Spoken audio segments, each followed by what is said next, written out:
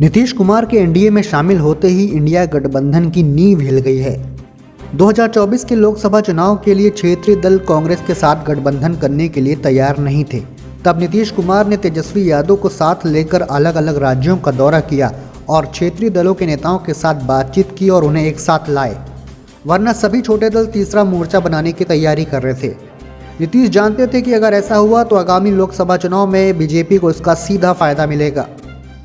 अब जब सभी क्षेत्रीय दल कांग्रेस के साथ चुनाव लड़ने के लिए तैयार हो गए हैं, तब चुनाव से करीब 3 महीने पहले ही नीतीश कुमार ने इंडिया गठबंधन छोड़कर एनडीए में शामिल हो गए हैं।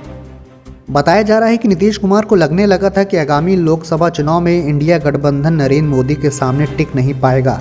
वहीं प्रदेश में भी तेजस्वी यादव की बढ़ती लोकप्रियता उन पर आगामी विधानसभा चुनाव में भारी पड़ सकती है और पार्टी टूट भी सकती है। इसलिए नीतीश कुमार ने बीजेपी के साथ जाना ही अब सही समझा। राजनीति के एक्सपर्ट्स मानते हैं कि बिहार में आगामी विधानसभा चुनाव में सीधी टक्कर आरजेडी और बीजेपी के बीच होगी। जेडीयू इस बार तीसरे या फिर चौथे नंबर पर रह सकती है।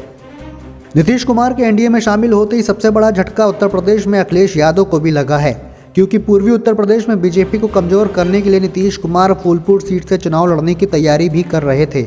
जेडीयू फूलपुर लोकसभा सीट पर चुनाव लड़ने की तैयारी में लगी हुई थी। अखिलेश को उम्मीद थी कि नीतीश पूर्वांचल से चुनाव लड़ेंगे तो सपा को फायदा मिलेगा। वहीं अटकलें ये भी थी कि नीतीश अगर फूलपुर से चुनाव लड़ते हैं तो योगी आदित्यनाथ गोरखपुर से भी चुनाव लड़ सकते हैं।